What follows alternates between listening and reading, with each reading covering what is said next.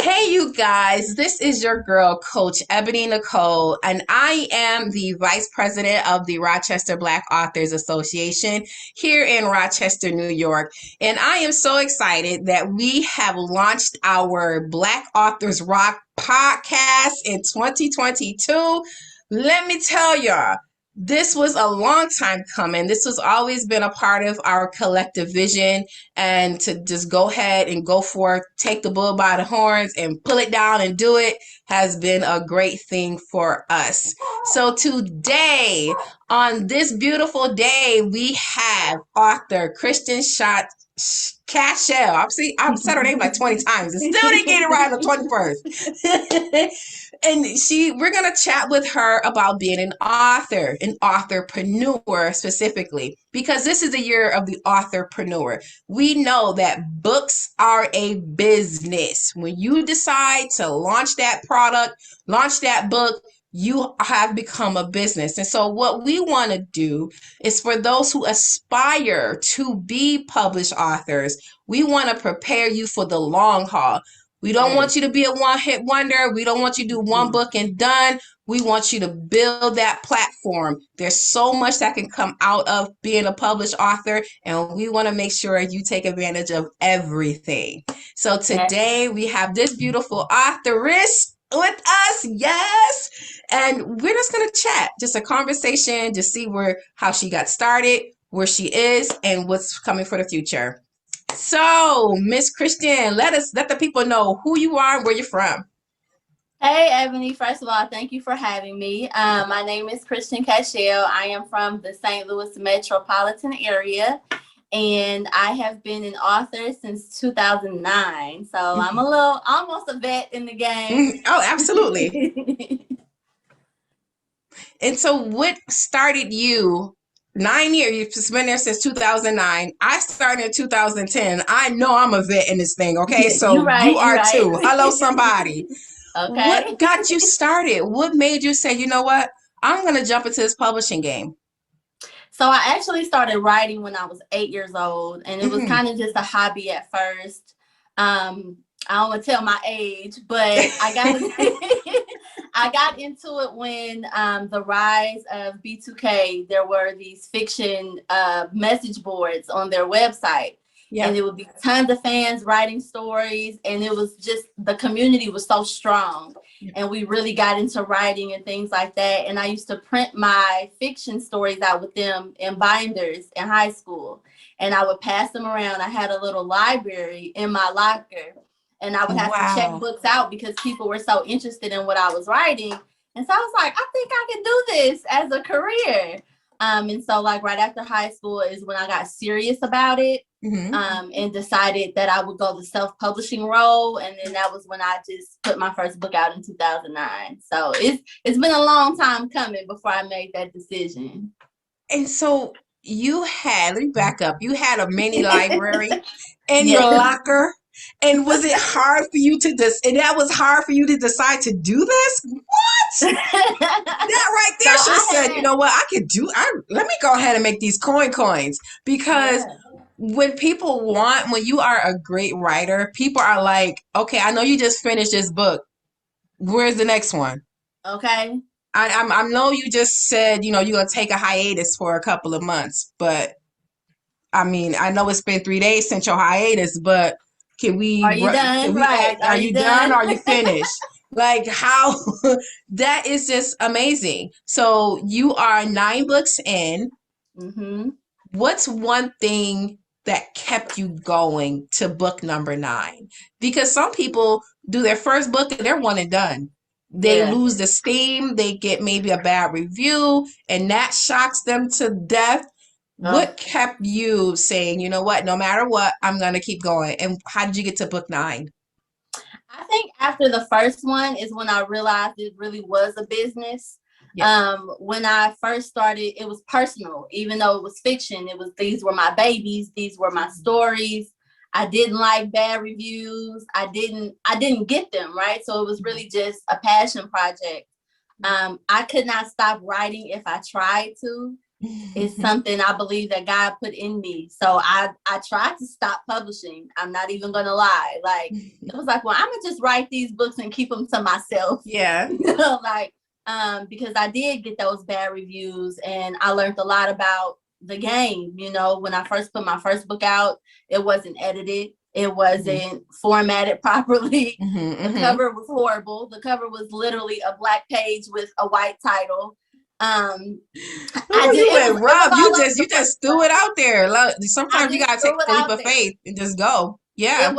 It really was. So I think what for me was, I decided not to take it personal.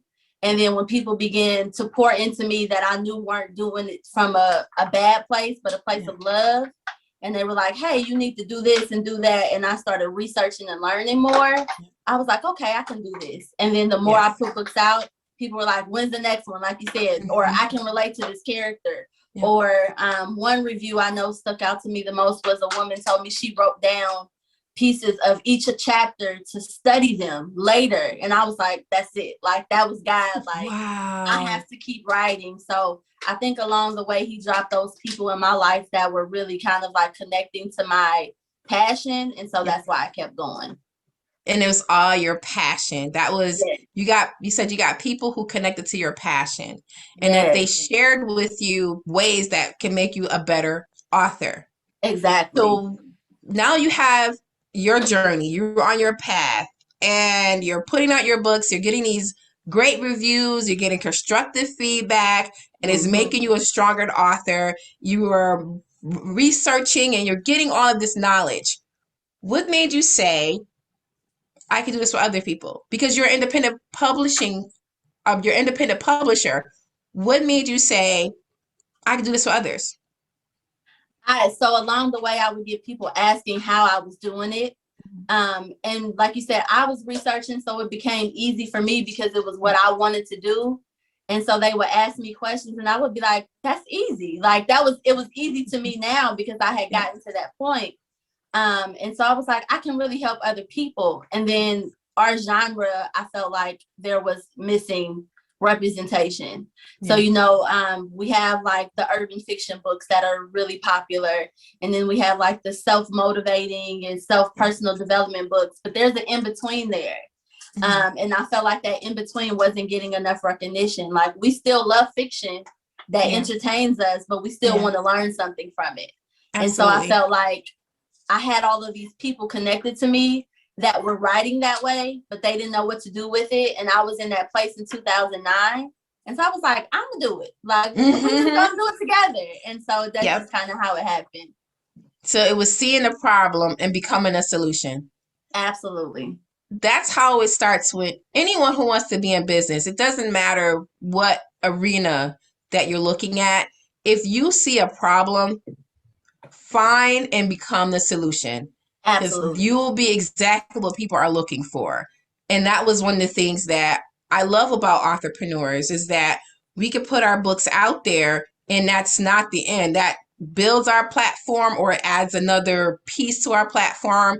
If done properly, it could certainly be another stream of income. So it does become a business, and you can build from that, build just your own platform or build a business as you have done as an independent publisher. If someone comes to you with their rough draft manuscript, what is it that you're looking for to determine if you're going to bring them on as one of your authors? We love fiction, and it's very hard for us to, because we get a lot of nonfiction submissions, but it's kind of a feeling. Like, it's kind of I always say that dynamic image is about literature that creates change. Is our tagline. So I want the story to be entertaining, but I also want it to have a moral.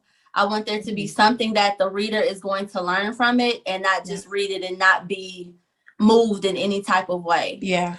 So I want to be drawn in. I want to be captivated. I want to fall in love with characters. Even if I love to hate them, I still want to be in love with them in some form. So we really kind of look for things that kind of draw us in, but give us a reason to keep reading. And then that we'll know will change our lives in some type of way. Even if it's little, I can be moved to eat better, or Yeah. or move to date better, or something. Just give me something that I can give to the reader is what we're looking for. Okay, so you don't just want, oh, you just put words on a paper, that's it. No, the readers, although it's fiction, is made up, the reader should still learn, be Yeah, transformed. Something should be given to the reader beyond just entertainment. absolutely. Like if I'm reading it and the character is going through some things, I want to see how they got out of it. Yeah. I love urban fiction, and Yeah. I don't talk bad on it, but sometimes there's no moral there. Yeah. Sometimes it's just the same old storyline, and I'm like, well, Yeah. what did I get from this? Right. And so we're looking for things that are still entertaining, but we get something from it. Okay, awesome. So, are you currently accepting submissions? We are. Yes, we All are. right. We're looking, if they are being submitted, it probably won't be till the end of this year that they're published. Okay. But we are accepting fiction submissions. I have to Fiction clarify submission. that. And so, what genre? So, it's fiction, then there's nonfiction, but what genre of fiction are you looking for? Because you can do I'm in sci-fi, yeah. romance, hmm urban fiction. What type of fiction are you looking to publish? I'm in a romance kick right now, but I would love to get like a science fiction submission. I do have an author who's working on a sci-fi book, but she's nowhere near done. I would love a children's book, to be honest. I think children's books are very important, especially Yeah. Black children's books. So I'm open to any fiction. We do put out nonfiction. So we had a devotional that was put out a year ago. So I'm not closed off to it, but right now my heart is just like, we need more fiction books. Yeah. Okay. Awesome. Well, people, listen. If you are working on, now let me just make sure, see if this is clear. Does it have to be completed or can it come with just the idea? The submissions do not have to be completed, but we ask at least for 3 chapters. If you don't have 3 chapters, we can kind of talk about it, but I like to give my committee a little bit of meat to chew on before we decide if we're going to publish it or not. So y'all heard it. Listen, 2022, year of the entrepreneur. Yes. If you have at least your 3 chapters for your fictional book completed, you need to hit her up, okay? Because this could be the year that you finally become a published author. No more delays, no more excuses. There are people who are out here who want to work with you, who want to help you get it done. That's all I'm saying. I'm not waiting, gonna beat. I'm We're not gonna ready. beat you over the head, but we do want you to know that there are people out here who can help you get your book done. Yes. So let me ask this: as a fictional author, what's something that people can do to be prepared for this journey? What's something, because we know it's not easy. It's not an easy journey. So what's something that people can be prepared to take this journey? To not take it personal. I know writing is very hard to do, and I say that very lightly because writing is personal. Yeah. But you have to learn how to separate your feelings from your art in order to be able to receive what needs to be received. A lot of people get in their own way. They don't want to write something because they don't think, oh, nobody's going to read this, or they might read it and not interpret it right. Just get out of your head. Yeah. Don't take it personal and write it, because there's going to be somebody, your audience is there. There are literally millions of books published every day, just about. Absolutely. And there's so many different genres. There's a reader out there waiting for your book to be written. And so you have to get out of your own way. And fiction is so fun. Like, you just make stuff up. Like, I tell people all the time, I make stuff up for a living. It's amazing. I can write whatever I want. And can't nobody tell me it's wrong because it's fiction. So I just think they have to have fun with it and just live your life and write. Just live your life and write. That's a whole hashtag. That's a whole post. Live your life and write. Yes. Because you have to be comfortable with your writing. You have to be comfortable with your story, especially when it comes to fictional story. You can have your characters do whatever you please them to do.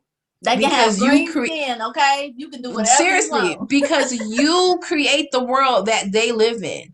Right. And so if you are writing fiction, don't be afraid to explore different avenues. Don't be afraid to explore different time periods. Maybe you want to go back, or maybe you want to Yes. do in the future in Yes. 2034, post COVID.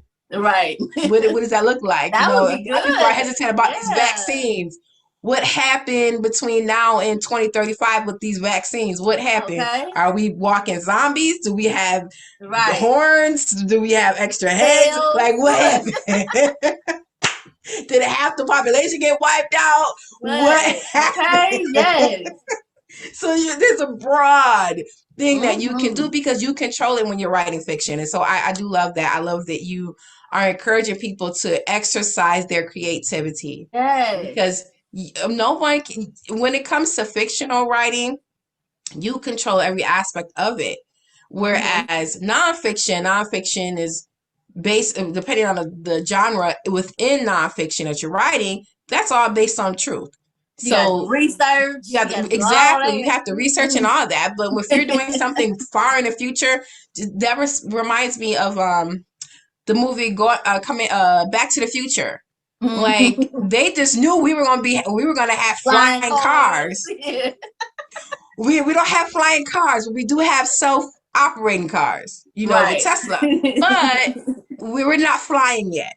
Right. So even in 1980s, they thought the 2000s would be very Right. different, but it's not a far stretch. But you can still, by saying that, you can still use your imagination and see whatever you would hope, or use your imagination to create a world that you control. So yeah, that's So absolutely fun. I awesome. love it.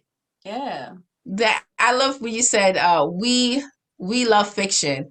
I like that too. I know you already have your tagline, but check that, we love fiction, because that will let people know when they're out looking for publishing places that your specialty is fiction. Yes. Like, this is, we will take others, but we love fiction. And so again, she's open to submissions.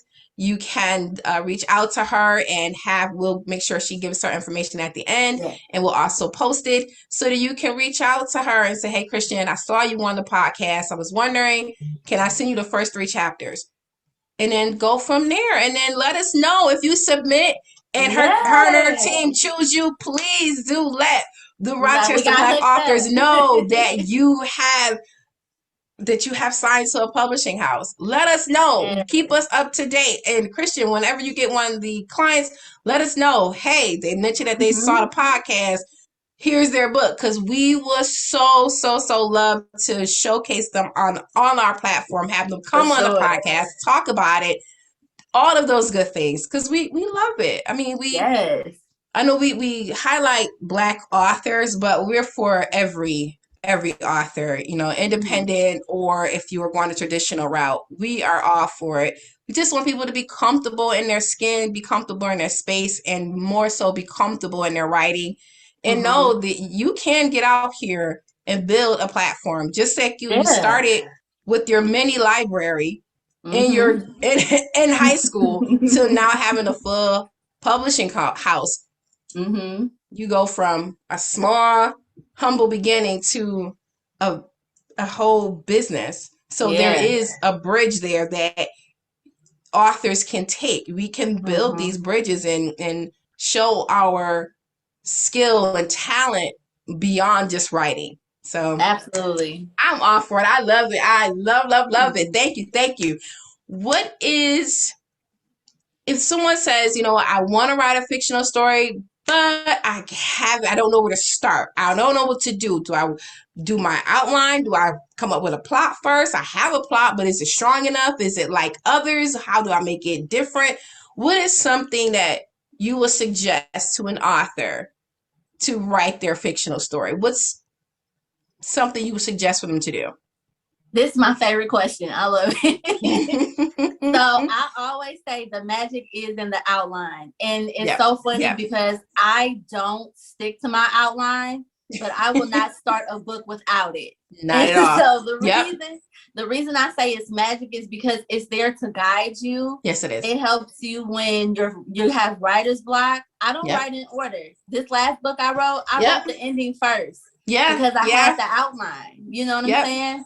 And you think about movies, they're not shot in order. They do it based on what they have. Yep. So the outline is really what helps. If it's holes in it, you can come back and fill it in. Yep. It's really just the best thing to start with, especially if you don't have any experience. And then also will help your editor if they look at your outline and they see it's not adding up. If it's something that you need to add, it'll help them guide you. So the outline is the bag, okay? Like that's what I say. The outline is it. The outline. And you know what? I'm gonna tell you right now, you don't stick to your outlines, but I do stick to mine. I remember for my novel, my fiction novel, five heartbeat, or the five, not five, I'm gonna say 5 heartbeats. Lord. Now 5 hearts. It's right, but it's 5 hearts. I had a 4-page layout, a 4-page outline, and I stuck to it. And what I love about outlines is that because it was 4 pages, but there's 3 different sections of the book, whatever section I wanted to work on, that's what I worked on. Yes. If I got inspired by something out here in the world that inspired one section, then I would go work on that. So yes, I am all for outlines. I tell my clients when people come to me, they just have the rough idea, but nothing else. All right, we need to work on your outline. Because it does keep you focused. It lets you know what's going in your book and what's not. It gives you the opportunity to stay just in this one line. And so when you sit down to write, you already know, let me pull out my outline. Let me see what I want to work on today. Yep. Yes. So I'm all for outlines. Team outlines, okay? Yes. So if someone wanted to get in contact with you, which I'm quite sure they will, how will they do that? We need social media, email, website, all the good information. So our website is DIpublications with the S at the end.com. All spelled like it's supposed to spell, no Z's or, none of that. None of that. You can find us on social media at DIP Books, DIP Books. And you can find me specifically under Christian Cashell on all social media platforms. Awesome. Yes. So you guys, listen, this is the year of the authorpreneur. Yes. There's nothing stopping you but you. And because Christian came on today and talked about how she got started, Humble began in her notebooks and turned notebooks into a library and turned a library into published books 9 books later. And then she has a publishing company. Seems to me it's quite a path that has been laid out. And so don't be afraid. Just go for, you know what, I'm going to do it. Yeah. Again, if you have a fictional story, you already know where you can go. There's no second. I don't know how to get started. I don't know what to do. We got you. She got you. All right. So just take the chance. Reach out to her. Just even if you're like, you know what, I'm still hesitant, give her a call because you never know. She might say something or her team might say something that's just what you need to hear to break that doubt. So don't hold back. I am encouraging every author to go forth, aspiring author, to go forth and do it. And if you are an author and you're like, what can I do now with my book? Go deeper. You can, depending on what it is that the type of genre you're working on, you can start your own podcast based on your book. Clubhouse is heavy right now, so you can go into Clubhouse and teach people. You can have one-on-one coaching. You can do group coaching. You can do whatever it is that come to mind. Speaking engagements. I said speaking engagements. Yes, speaking engagements, all of that. And here's the thing, especially with fiction and nonfiction, when you share your story, you now become, you keep learning and growing in your area, in your arena, you become an expert. Absolutely. And people, when you start talking more about it, people come search you out. And I know this because, hello, somebody. People come How you know about you know all about publishing? Yeah, let's rock, let's roll. Yeah. You know about writing? Yes, I'm a writing coach and publisher engineer. Of course, I know about both of those. Let's get it popping. And so, the more you talk and let people know what it is you do, you're building, and you also research and learn. You are building yourself up as an expert, and then people will pay you to come speak on their platform. Period. Entrepreneurship.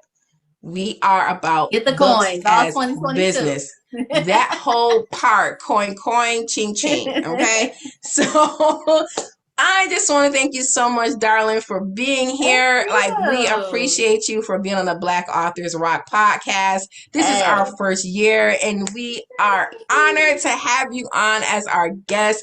It's so nice to meet you from St. Louis. Yes. Just rocking out with us and just sharing your wisdom and connecting with our audience.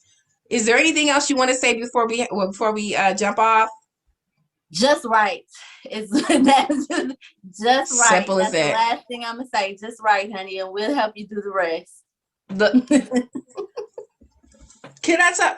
Just right, and a whole team will help you do the rest. So that means you don't have to sit there and worry about when you do that last I. You dot that last I, cross that last T, and you're like, I don't know what to do next. She got you. I got you. No more excuses.